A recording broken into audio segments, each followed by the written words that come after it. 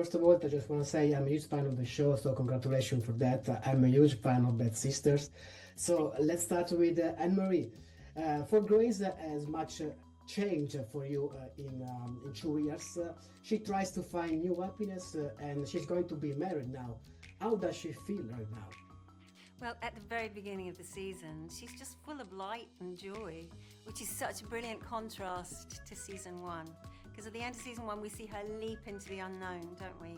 But then in the interim, she's been grieving and has, it seems like, found happiness. And so I think it would be a lovely sigh of relief for the audience when they first see her. But of course, at the same time, we know she's guilty, and that guilt will always be there, and we're just waiting for it to, uncover itself. I have just seen the first 2 episodes of this new season, so I can wait to see the next one. But we can talk about any spoilers, I know. Eva, Ursula remains committed to her career and children, but faces the painful reality of separation. How is she doing now, and which sister will she be closest to this season? Oh, well, yeah, she's not doing great because, yes, her marriage is broken up from Donal, and she's back living with Eva in the family home and then bouncing between the family house to be with the kids and to work. So it's kind of like her life is full and she's sort of just trying to hold it together, but she's struggling with that.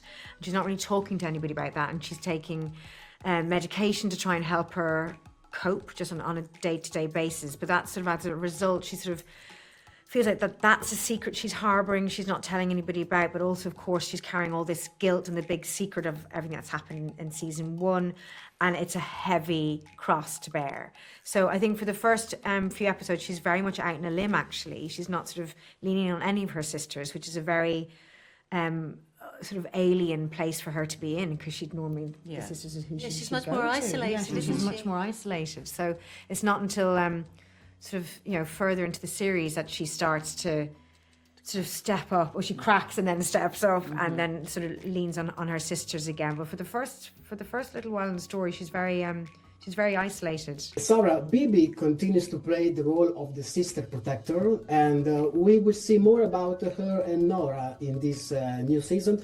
What should we expect from their storyline? Well, I love that, and we get to see their relationship a bit more, because of all the sisters, she has the strongest marriage, really, the healthiest, and we didn't really get to explore that in season one. I think Bibi was so focused on killing the prick that it's quite blinkered. So it's really nice to get to see a bit more of an emotional side to her.